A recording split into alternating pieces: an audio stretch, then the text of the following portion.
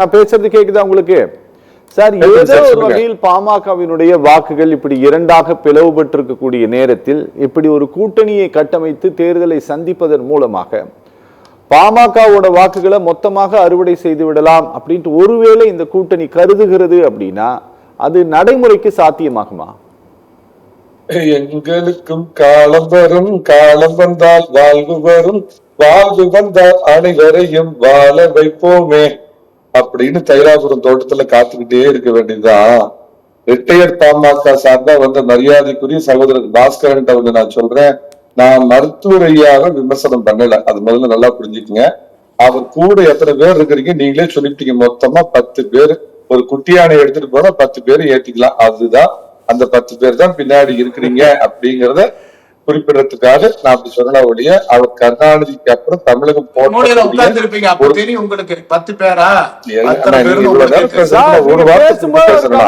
தயவு செஞ்சு அமைதியா இருங்க பாஸ்கரன் சார்.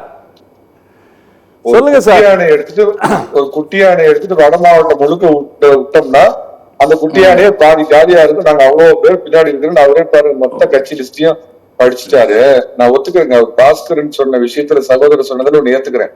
திரு அமித்ஷா அவர்கள் எடப்பாடி பழனிசாமி தலைமையில சென்னையில கூட்டணி அமைக்க போறார், அடுத்த நாள் வந்து கூட்டணி அமைய போகுதுங்கிறப்ப அந்த கூட்டணியில் திரு ராமதாஸ் அவர்களையும் இணைத்து இதோ புதிய தேசிய ஜனநாயக கூட்டணி தமிழ்நாட்டுல எடப்பாடி பழனிசாமி தலைமையில உருவாகிடுச்சுன்னு அறிவிக்கிற திட்டத்துல திரு அமித்ஷா இருக்கிறார் என்பதை அறிந்து கொண்ட திராவிட மாப்பிள்ளை வந்து யார் மூலமா காய் நகர்த்தணுமோ, எந்த நர்ஸ் ஊசி போட்டா சுருக்குன்னு குத்துமோ அவங்க மூலமா காய் நகர்த்தி ராமதாஸ் அவர்களை தன்னுடைய சொந்த மகனுக்கு எதிராக தான் எந்த கட்டி காப்பாத்தின கட்சிக்கு எதிராக ஒரு முடிவு எடுக்க வச்சு அந்த ஸ்டேஜுக்கு போகாம தடுத்து, நான் ஒரே ஒரு வார்த்தை கேட்கிறேன், என்ன கொள்கை பிரச்சனையா?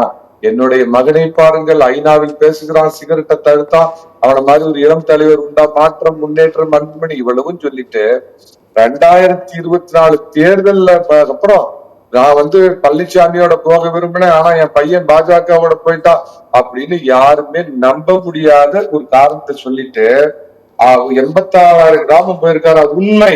நான் சிறுவனா இருந்தப்ப என் கிராமத்துல பாத்துருக்கிறேன், வெறும் மஞ்ச பைய புடிச்சிட்டு பஸ்ல இருந்து இறங்கி என் ஊருக்கு ஊடு ஊடா வந்து பேசியிருக்காரு, தின்னத்தினே வந்து உட்காந்து பேசியிருக்காரு.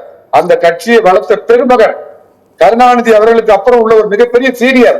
ஆனால் உங்களோட வயோதிகம் காரணமாக கேட்க கூடாதவர்கள் பேச்செல்லாம் கேட்டு நீங்க அணுவா கஷ்டப்பட்டு வளர்த்துற கட்சியை இன்னைக்கு பொது வெளியில பலி கொடுக்குறீங்க. நீங்க வளர்த்துற அன்புமணி ஒரு நல்ல தலைவனா உருவான சொந்த பையனை இன்னைக்கு பலி கொடுக்குறீங்க. ஒவ்வொரு வன்னிய பொண்க வயிற்றுலயும் கேஸ் அப்படின்னு சொன்னோட போய் கூட்டணி வைங்க. இன்னைக்கு போய் அங்கேயும் உங்களை சேர்க்க மாட்டேங்கிறாங்களே, அவர் தானே வேணும் இது பண்றாங்க. எங்க போவார் ராமதாஸ்? எங்க போவார்? நான் தூரத்து உறவினர் சார், அந்த உரிமையில் நானும் கேட்கிறேன், எங்க போவார்? எதற்காக இந்த நீங்க வயதாகி போனதுக்கு அப்புறம் ஒரு சிறந்த தலைவனா உருவான உங்க ரத்தம், உங்க பையன் அவன் நின்று அவனுக்கு ஆலோசனை சொல்லி ஒரு நல்ல தலைவனா இது பண்றதை விட்டுட்டு 87 வயது ஒரு முதியவர் இன்னைக்கு ஒரு இளம் தலைவரோட போட்டி போடுறாரு. இது போட்டி போட்டு இன்னைக்கு அசிங்கப்பட்டு உங்களை நம்பி நிற்கிற அந்த வன்னிய சமுதாயத்தை நெஞ்சில குத்துறார் மருத்துவர் ஐயா அப்படிங்கிறத தயவு செஞ்சு புரிஞ்சுக்கங்க. போற போக்குல நம்ம பத்திரிகையாளர் இளங்கோவன் சார் சில விஷயத்தெல்லாம் சொல்லிட்டு போனாரு. உண்மைதாங்க, எடப்பாடி பழனிசாமி ஆரம்பத்துல திரு பன்னீர்செல்வம் தர்ம யுத்தம் கர்மாந்தர யுத்தம் எல்லாம் நடத்தி முதலமைச்சரா இருந்தப்ப Edappadi Palaniswami not even in the frame, அந்த ஃப்ரேம்லயே அவர் இல்ல அப்படிங்கறத நான் ஒத்துக்கிறேன். அதுக்கப்புறம் அவர் அந்த இடத்துக்கு வந்தார் அப்படிங்கறத சொல்லிட்டு ஒரு பழைய இடம், நீங்க பெரிய பத்திரிகையாளர், உங்களுக்கு தெரியும், தம்பி வா தலைமை ஏற்க வா அப்படின்னு நெடுஞ்செழியன அண்ணாதுரை அவர்கள் கூப்பிட்ட காலத்துல 50 தலைவர்கள் இல்ல 10 தலைவர்கள் ஒரு தலைவராக கூட இல்லாத கருணாநிதி எம்ஜிஆர் கிட்ட இருக்கிற தன்னுடைய நட்பை வந்து எப்படி ஏமாத்தி அந்த இடத்தை எப்படி நெடுஞ்செழிய முதுகுல ஓங்கி குத்தி, என்னுடைய தலைவன் கருணாநிதி என்றால் என் மனைவி கூட என்னை வந்து ஏத்துக்க மாட்டா அப்படின்னு மற்ற தலைவர்கள் எல்லாம் 2ஆம் நிலை தலைவர்கள் எல்லாம் பொறுமுறை மாதிரி வச்சு அந்த இடத்துக்கு எப்படி வந்தாரோ அத ராஜதந்திரன்னு சொன்னீங்கன்னா திரு எடப்பாடி பழனிசாமி அவர்கள் வந்தது ராஜதந்திரம் 1. இது திமுக இல்லைங்க, திமுக மடம் இல்ல. முத்துவேல் கருணாநிதி மகன் மு.க. ஸ்டாலின், உதயநிதி, இன்பநிதிக்கு பிறக்கிறவன் இல்ல.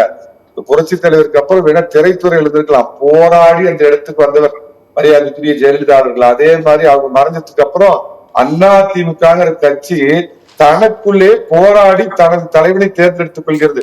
ஒவ்வொரு முறையும் இதுதான் நடக்குது.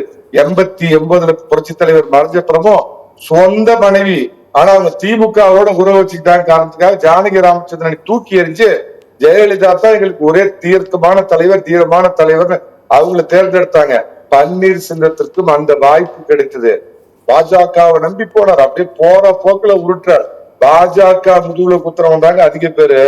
அன்னைக்கு நிதிஷ்குமார் குத்துனார், திருப்பி அவர் சேர்த்து இன்னைக்கு முதலமைச்சராக்கி அழகு பார்த்திருக்குது. சந்திரபாபு நாயுடு இதே மாதிரி முதுகுல குத்துனார், அவரு இன்னைக்கு கூட்டணியில சேர்த்து அவரை வச்சு அழகு பார்த்திருக்குது. மாயாவதி உனக்கு 2.5 வருஷம் எனக்கு 2.5 வருஷம்னு சொல்லி முதுகுல குத்துன மாயாவதியோட அரசியல் நிலைமைக்கு என்னாச்சு?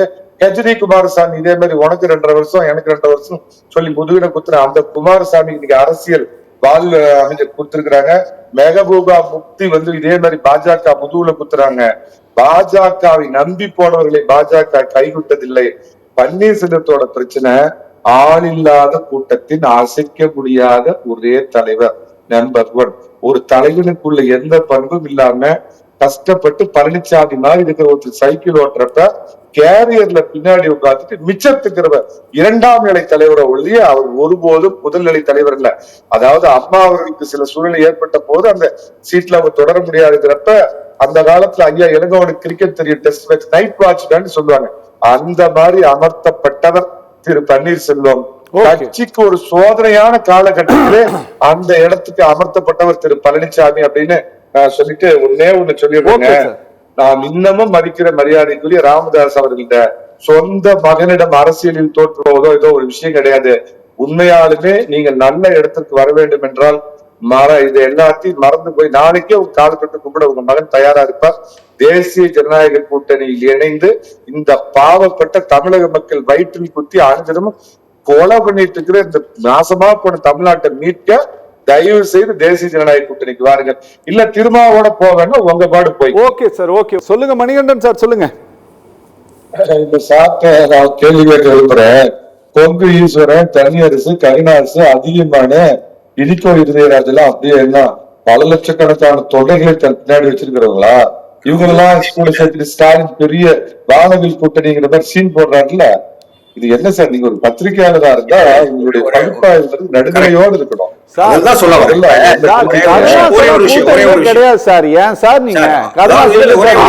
தெரிவிக்கிறாங்கல்ல சார், இனிக்கோ இருதராஜ் கூட இருக்கிறார்ல சார். சட்டமன்ற உறுப்பினர் திமுக சின்னத்தில் நின்று ஜெயிச்சிருக்கிறார். அதேதான் இதே அதான் சொல்றேன்.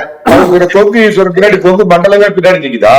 அது மாதிரி நீங்க திமுக எத்தனை கூட்டணி இல்லாம வாங்கிக்குவாரு, சொந்த ஊர்லயே டெபாசிட் வாங்க மாட்டாரு. அதுக்கு வரல அவர் கேட்ட அடுத்த விஷயத்துக்கு வரேன். தொடர்ந்து இந்த திமுக ஆதரவா பேசக்கூடிய நபர்கள் கட்டமைக்கிறது விரும்புறது என்னன்னா பாஜக கையில பழனிசாமி 2019 21 பாஜகவோட கூட்டணி வச்ச பழனிசாமி உயரம் இவ்வளவுதான், உனக்கு இவ்வளவுதான் சீட்டு கொடுக்க முடியும். அமித்ஷா சொன்னாலும் சரி, ஆண்டவர் மோடி சொன்னாலும் இவ்வளவுதான் உங்களுக்கு சீட்டு கொடுப்பேன் அப்படின்னு சொல்லி அவங்களை கட்டுப்பாடுல வச்சிருந்தவரு ரெய்டு விட்ட உடனே, அறிவாலயத்துக்கு ரெய்டு விட்ட உடனே, முதல் ஃப்ளோர்ல ரெய்டு விட்ட உடனே பைந்துகிட்டு 63 சீட்டை காங்கிரஸுக்கு வாரி கொடுத்துட்டு 63 நாயன்மார்களுக்கு கொடுத்தது போல் கொடுத்தோம்.